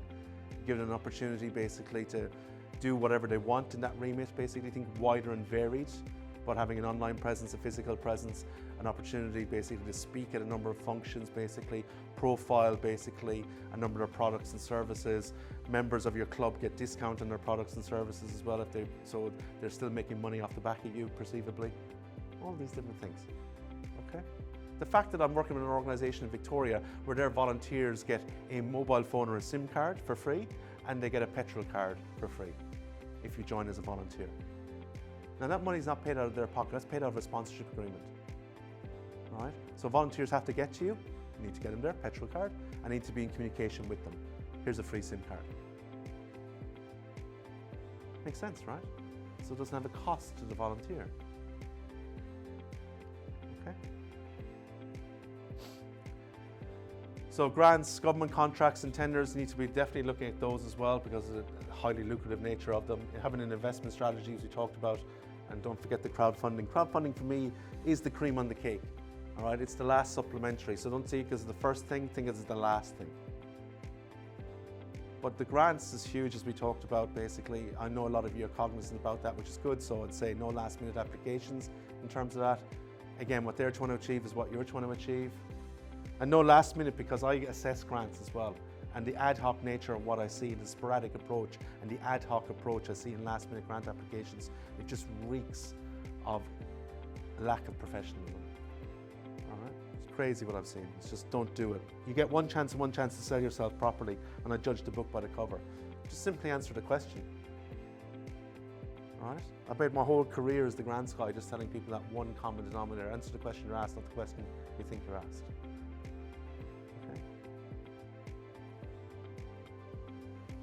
Not only in grants, but if you're going to ask people for money, you need to be the 3 C's. You need to be clear about the return, concise about what you're pitching to them, and it's perceived as compelling in terms of an identifiable funding opportunity that are not getting elsewhere. Clear, concise, compelling, or short, succinct, and to the point. All right? So it's an elevator pitch. All right? So that means you need to research who's given money, you need to build relationships with them, and you need to report back on that funding, always.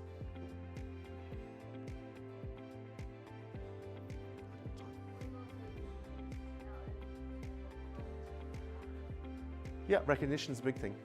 Has to be. Yeah, exactly. Why wouldn't you? Yeah, totally. Well, that helps too, all right?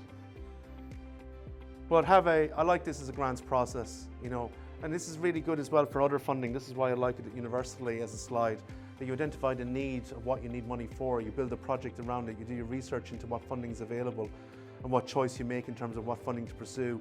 Then you submit the application or proposal to them, you become the funder's choice, you do the implementation and administration of the funding, you do the reporting on the funding, you do the evaluation of the funding, and then you start the cyclical process all over again.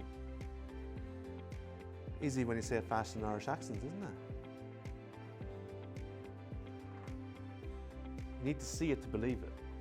You need to see it to legitimize it. But again, this is why we're knocking you out of the ballpark. And a lot of this is transparent across as well, basically, to when you're doing a pitch for donations, sponsorship, fundraising.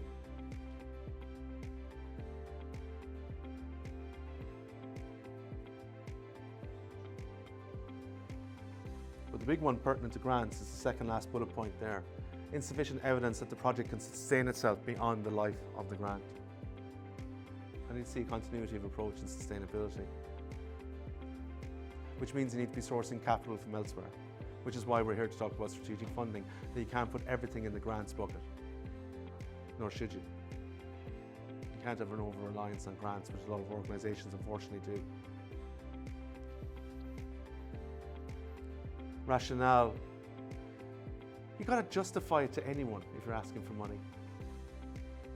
The why, it's always the why, it's the common denominator. Why you, why here, why now, why this amount of money? Where did you come to do in terms of this dollar value, right? Be precise around that. And your methodology, how it's going to be implemented, what's going to happen with the money, when's it going to happen, where's the action taking place? Where am I getting bang for my buck here that I haven't perceived so far? Where are you giving me an opportunity to invest where I haven't seen before?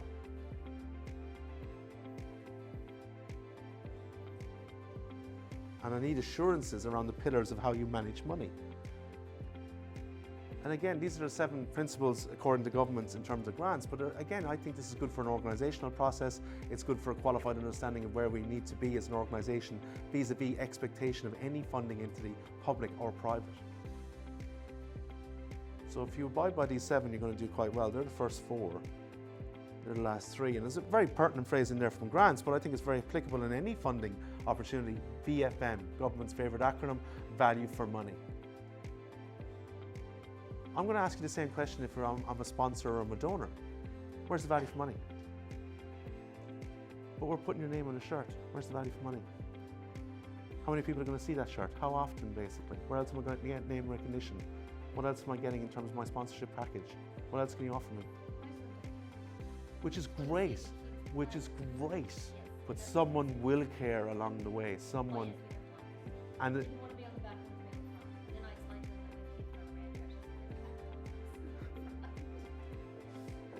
which is a pertinent point, it's true, but there's always been, it's the rule of 1. So I'm always there to satisfy the rule of 1. Great if we have to get out of jail and no one else asks, because they just want it for community welfare and for community benefit. Fantastic, kudos to them, thank you very much. Well, that's more to the point. It's more about little Johnny or little Jacinta are playing, like, you know. Yeah, exactly. It looks good for the family photo, you know. But there's that. But it's always about appealing to those people that don't have that feeling or don't have that altruistic approach to it. Because I'm thinking of a wider opportunity for you, right? We've got one in the works.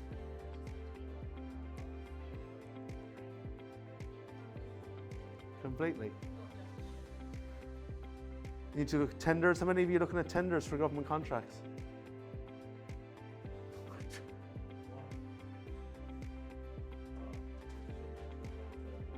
Yeah, why?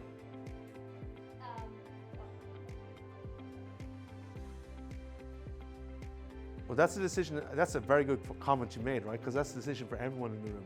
How much you need to do, how much you want to do, and what you should do. Because there's been tenders awarded for everything. Everything. They outsource, that's the prerogative of government, outsource everything. Right? It's very lucrative. Yeah, but you need,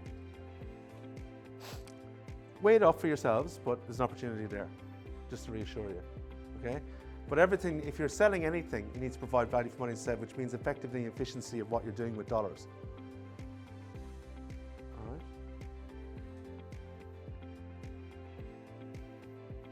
So again, it's very much looking at optimizing this, and I've just, you know, it's very interesting in a corporate level, but I'd like to extract from the corporate level, not pertinent and applicable to you, but I had a client recently who was weighing up a corporate package for the Formula 1 in Melbourne, right?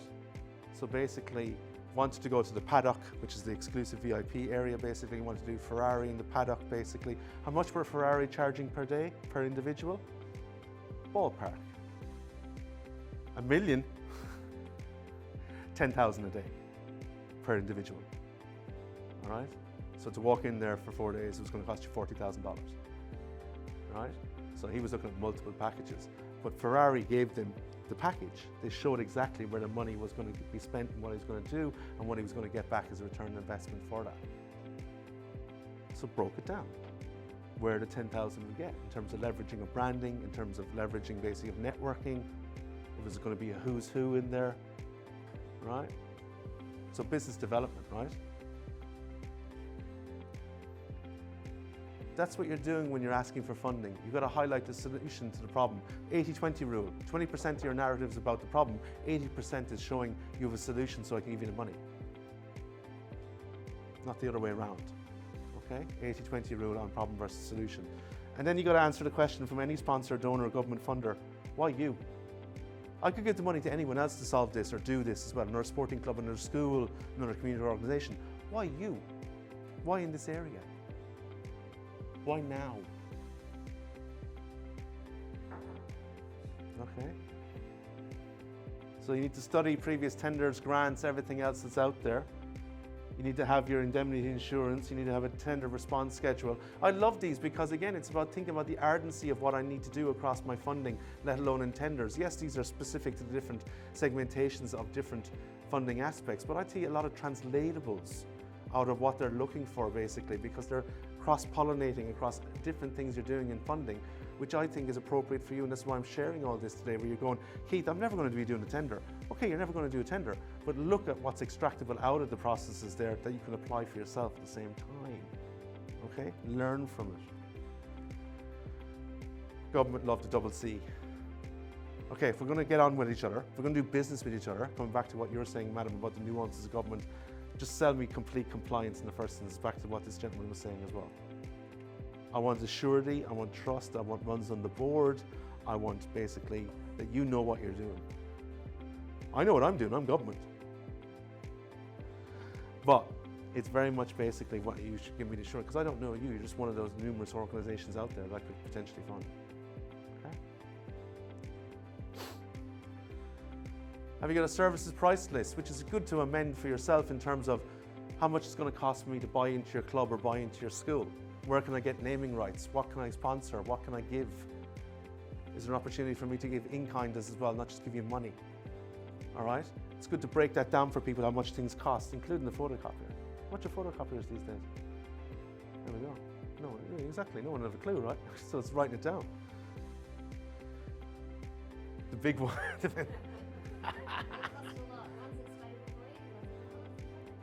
There you go. Why didn't you volunteer that information earlier when we asked? All right. You need to do a cost-benefit analysis. Government love this and want this. How much it's going to cost, not only now, but indicatively in the future, to maintain it, run it, build it, put it in.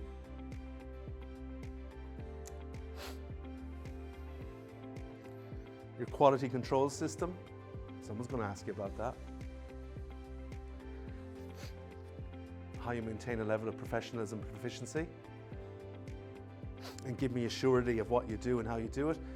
Key one in there, which we've talked on a lot, obviously, in terms of not only strategic ideology, but implementation of doing these things as a mindset and let alone practicality in your organisation, leadership. I do a standalone leadership workshop. It's very interesting because everyone's looking for them. That's what I get a phone call every day, basically. Hey, you know anyone going around? Is anyone passing by? Right? So they are either three denominations. I'll have no one stepping up to the board, and then when I get them on the board, no one wants to be a leader, basically, and we don't know what we should be defining as a leader.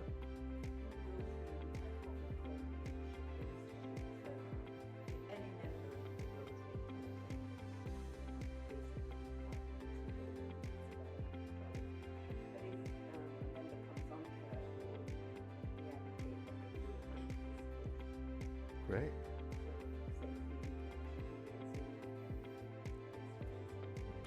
I did it myself 10 years ago, and it was worthwhile.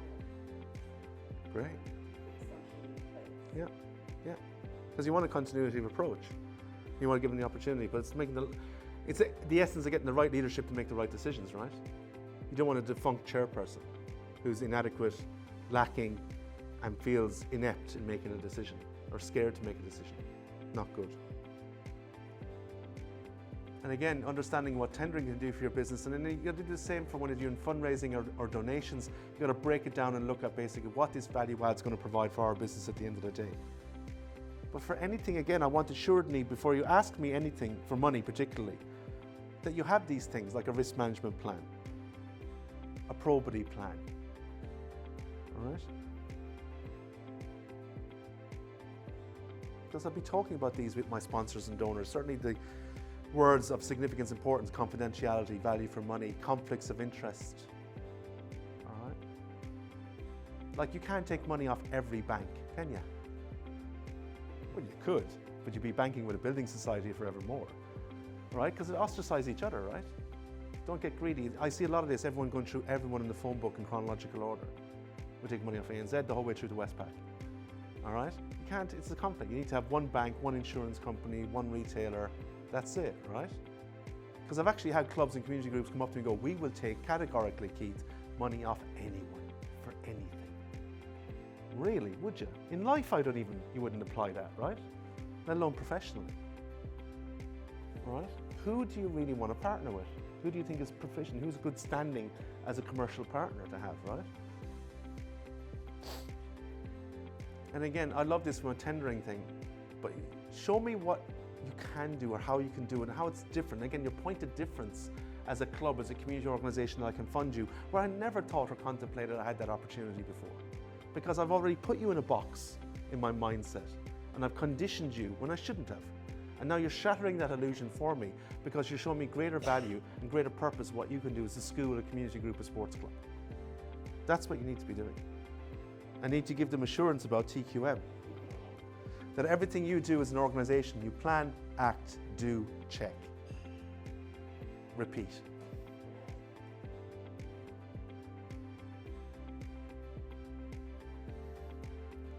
So what they want from you, that's your checklist.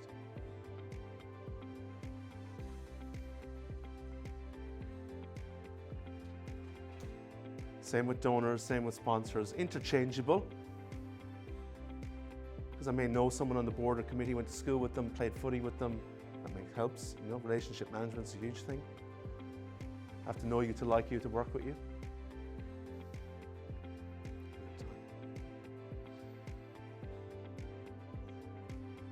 Value for money. Yeah. Sorry, land of acronyms.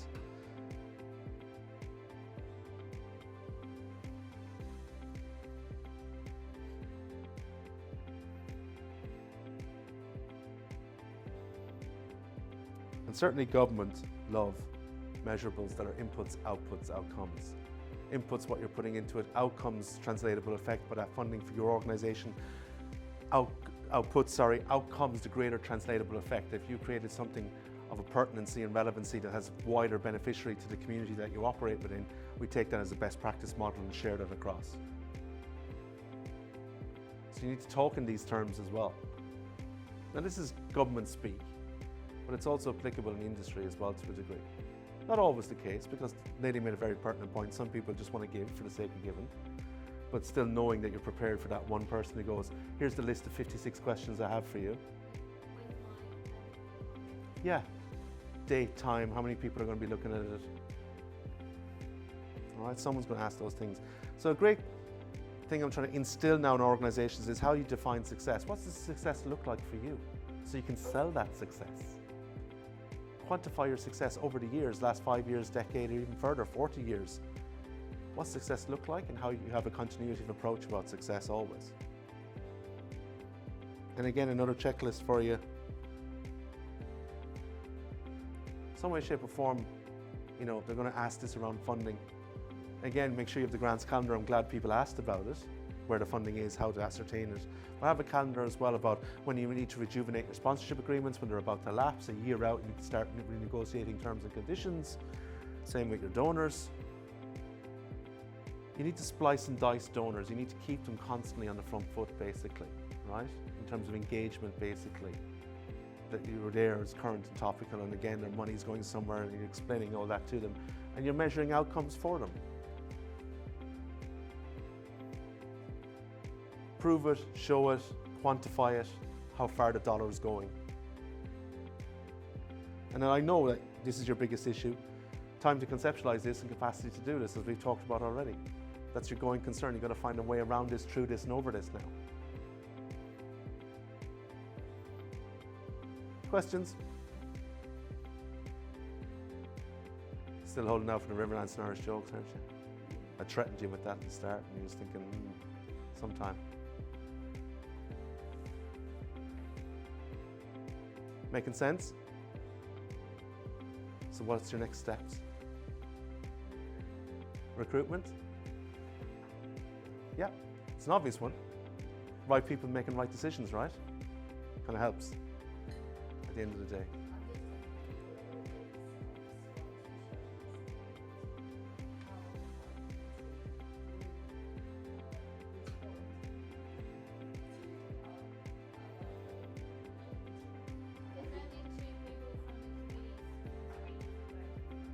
That's good.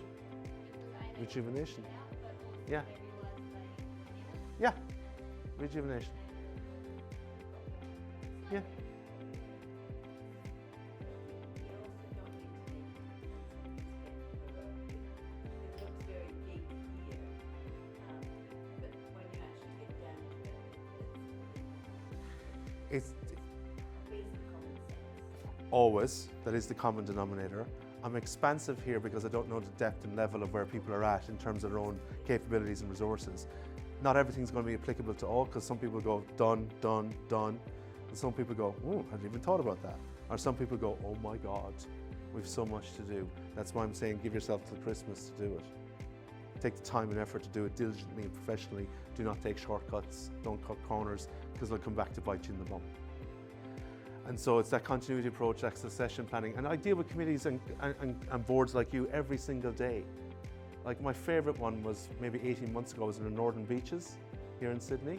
And they asked me, this was their following, when I introduced myself, this was their series of questions. Oh, what part of the Northern Beaches do you come from? And I went, I don't. All right. What school did you go to on the Northern Beaches? I don't. And you did go to the University of Sydney, didn't you? When you, again, I refer back to my previous answer. No. Right. I don't know if you'll fit into the mindset of this organisation then. And I was like, wow, welcome to the Insular Peninsula, all right? And so it was very much, again, colloquial and parochial in mindset. And like anything beyond the Spit Bridge, they got the heebie-jeebies. Yeah. So it lived up to every cultural stereotype. They ticked all the boxes. I'm in my late 40s. I was the youngest person in the room by 15 years. So the committee age was, average age was 65. And I went, okay, what's the next cab off the rank? And they went,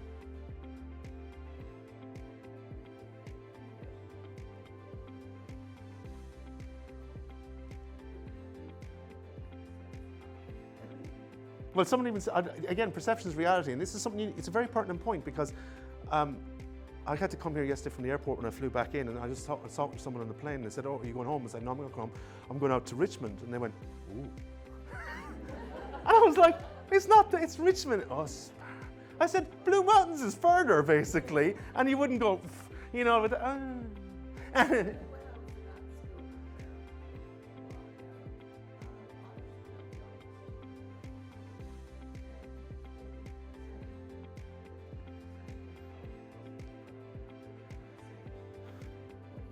beautiful this morning, wasn't it?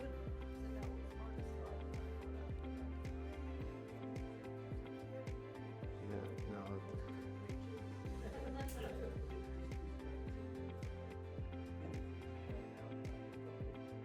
Yes, exactly. The common denominator is not about geographical. If it's good enough, people will travel, right? End of story.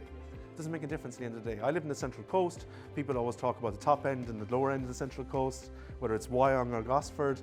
And people go, oh, you don't ask me to go down to a committee meeting in Gosford. It's 30 minutes. Oh, that's like an hour then, isn't it? You know, and so, you know, I hate to point out, this is a continent, not a country. It's a big place. So everywhere is far wherever you're going, basically. So it's very much, again, you got to shatter that illusion and go against that grain. Because people are moving to areas and they want to be part of society. They want to be part of an experience. They want to be part of that culture. They're deliberately moving there, all right? So this is a conversation I'm doing a lot in Camden at the moment, given the population explosion there and the amount of housing that's gone in there. And we're putting social infrastructure in there and be part of something. Because you literally could go to your house in Camden, go to your job, and never see or engage with other people again. You wouldn't even know neighbours on either side, right? So again, that's not good for society, all right? So again, basically, I just moved recently in the Central Coast, moved into a new area, new neighbours on either side. I got a bottle of wine, I was walking out the front door, my wife was like, where are you going? I said, I'm going to introduce myself to the neighbours. Brave man, you know? And it was interesting because I went to one of the neighbours went, what are you doing here? And who are you? Stranger danger. And I was like, I'm your neighbour, just want to introduce myself. Why? All right. So again, it's seeing your where you are, answering these questions to where you can be, and then assuring yourself you need to have that. Assuring yourself that you should be doing this all the time. Combating against exactly that, public perception.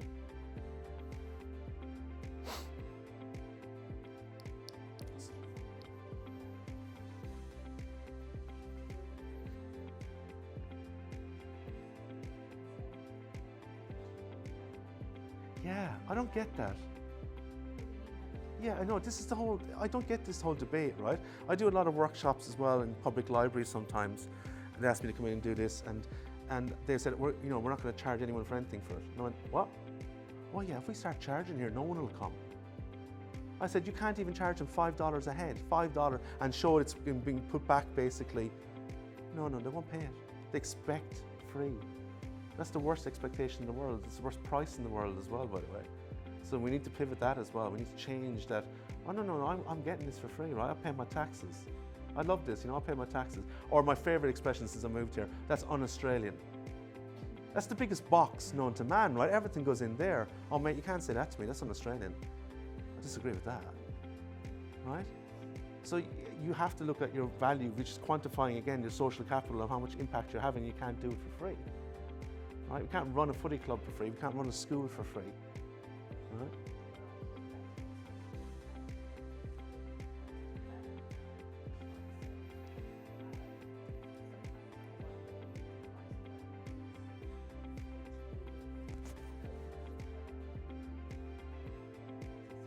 Potentially.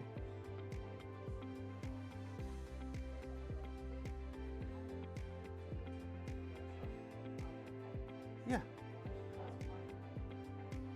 Yeah. Yeah. Yeah.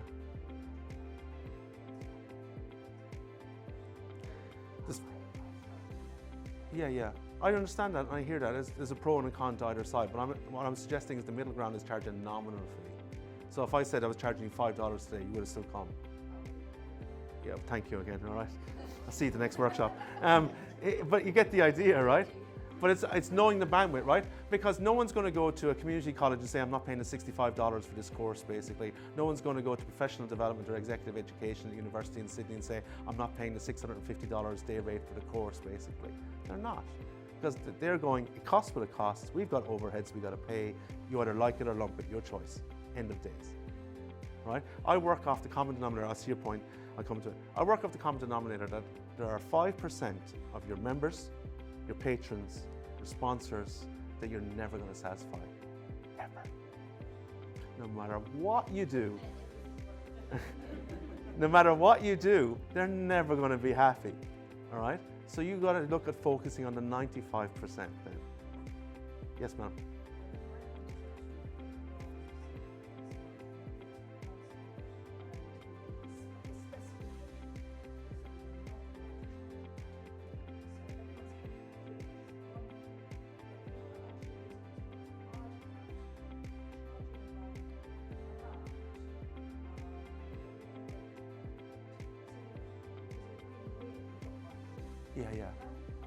Yeah.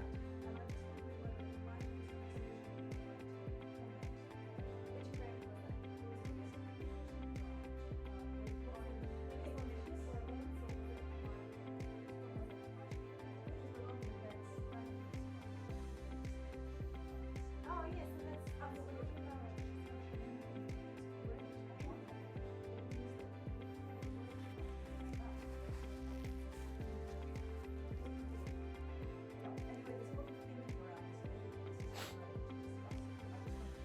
There is a lot of thinking about it because again, there's valid points from both sides that are being shared here today, and I advocate both. But I think, as I said, the middle ground is a tokenistic fee or just a small nominal fee, not only to cover overheads. And a lot of NGOs and FPs quantify that by saying, whatever money we make, we reinvest back into the organisation for the sustainability of the organisation. Most people go, no, I don't have a problem with that. That's right. They don't turn up. Yeah. Yeah. That's it. Right, so my point is this, and I'll leave it at this. People don't validate free. They don't.